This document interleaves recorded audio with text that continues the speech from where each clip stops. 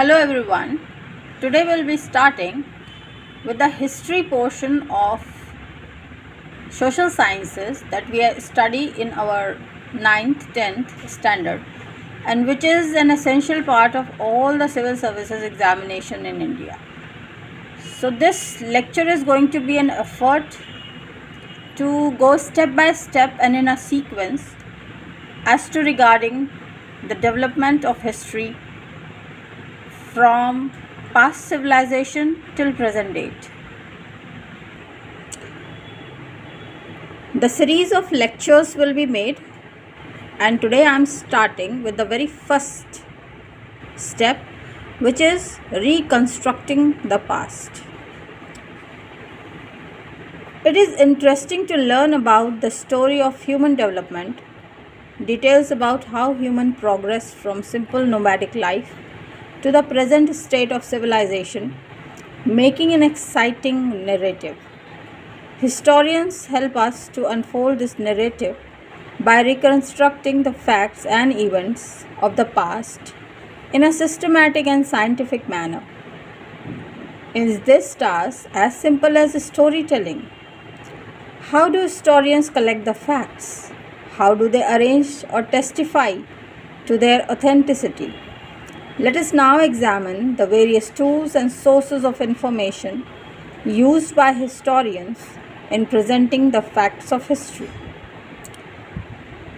तो किस प्रकार से historians हिस्ट्री के फैक्ट्स को रिकॉर्ड करते हैं? क्या ये एक कहानी के जैसा होता है जो बच्चों को बताई जाती है? आखिर हम किस तरह से अपने हिस्ट्री को के उस हिस्से को फ्रेम कर पाते हैं जो कभी लिखा ही नहीं गया?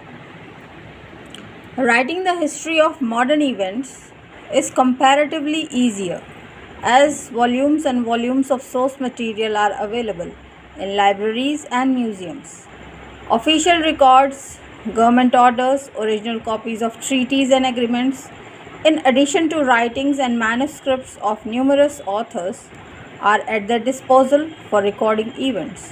तो अगर हम अभी की मॉडर्न हिस्ट्री की बात करें तो ये कंपैरेटिवली आसान होता है लिखना, क्योंकि इसके पीछे हमारे पास ऑफिशियल रिकॉर्ड्स अवेलेबल हैं, ट्रीटीज़ एग्रीमेंट्स की कॉपीज़ होती हैं जो कि ओरिजिनल हैं, मैन्युस्क्रिप्ट्स हैं, राइटिंग्स हैं, बहुत सारा एविडेंस है हमारे पास जिसके बेसिस पे हम हिस्ट्री को नोट डाउन कर सकते हैं. But recording of the historical past, especially events of the prehistoric period, that is period for which no written records is there, is much more complex and difficult. A historian has to depend upon various sources of information such as remains of the past or archaeological sources, inscriptions or epigraphic sources, study of coins or numismatics, literary sources and manuscripts, accounts of foreign travellers. तो वो हिस्सा हमारे पास समय का जिसका कोई written record नहीं है, उसके बारे में लिखने या उसकी हिस्ट्री को लिखने के लिए हमारे पास ये 5 चीज़ें अवेलेबल हैं, या इस बेस पे हम उस हिस्ट्री को हिस्टोरियंस रिकॉर्ड करते हैं, जो कि पहला है आर्कियोलॉजिकल सोर्सेस, दूसरा है एपिग्राफिक सोर्सेस, यानी जो टैबलेट्स पे लिखा गया है या बड़े स्टोन्स पे लिख दिया गया है उसकी स्टडी, कॉइन्स जो मिले उनकी स्टडी न्यूमिस्मैटिक्स कहलाती है, लिटरेरी सोर्सेज या मैन्युस्क्रिप्ट्स जो जैसे हमारे वेदास लिखे गए हैं इनकी स्टडी, और उस समय उस काल में जो भी फॉरेन से ट्रैवलर्स आए उन्होंने अपने अपने अकाउंट लिखे, उसके बेसिस पे हम हिस्ट्री के उस हिस्से को फ्रेम कर पाते हैं जो कि कभी लिखा नहीं गया, जिसका कोई रिकॉर्ड नहीं है, जिसका कोई ओरिजिनल टेक्स्ट मौजूद नहीं है.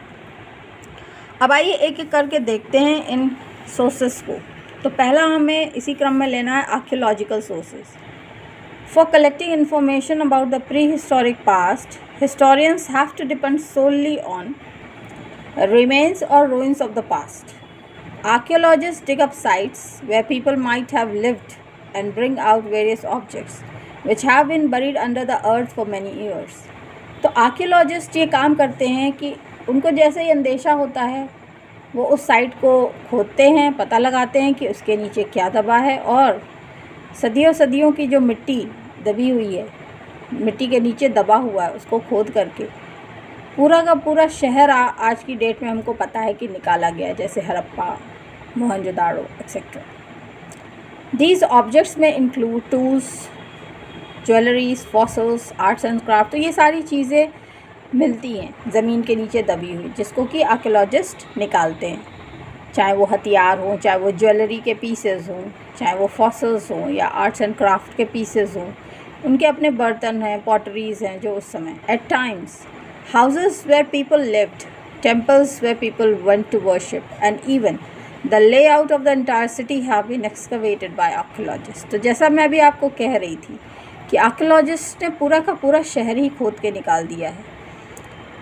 तो सारे मंदिर, घर, पूरा का पूरा शहर मिला है। These provide valuable clues to the historians for reconstructing the history of that period। और इसी के बेसिस पे उस समय का जो इतिहास है उसको रिकन्स्ट्रक्ट किया जाता है, उसको फिर से लिखा जाता है। The knowledge of the most of the ancient civilizations such as Harappan, Mesopotamian, Egyptian, Assyrian or Cretan is based on archaeological evidences। तो अगर आप सिविलाइजेशंस को पूरे एक बड़े रूप में देखेंगे या एक साथ जब आप देखेंगे तो वर्ल्ड का जो पूरा लैंड एरिया है, जो वर्ल्ड मैप है, उस पे ये सिविलाइजेशंस कहीं ना कहीं समय पे कुछ एक सिविलाइजेशन तो एक साथ ही रहे हैं। यानी हमारे इधर हड़प्पन रहा है तो इजिप्शियन भी रहा है और साथ ही में मेसोपोटामियन भी चला है। तो टाइम डेट को स्टडी कर अगर आप कर पाएंगे कंपैरेटिवली, जिसको हम इन लेक्चर्स में भी करेंगे, तो आपको पता चलेगा कि केवल हड़प्पन सिविलाइजेशन अलग से नहीं पढ़ना है, आपको कंपैरेटिवली उसी समय इजिप्शियन सिविलाइजेशन भी चल रहा था, उसी समय मेसोपोटामियम का कुछ समय काल चल रहा था।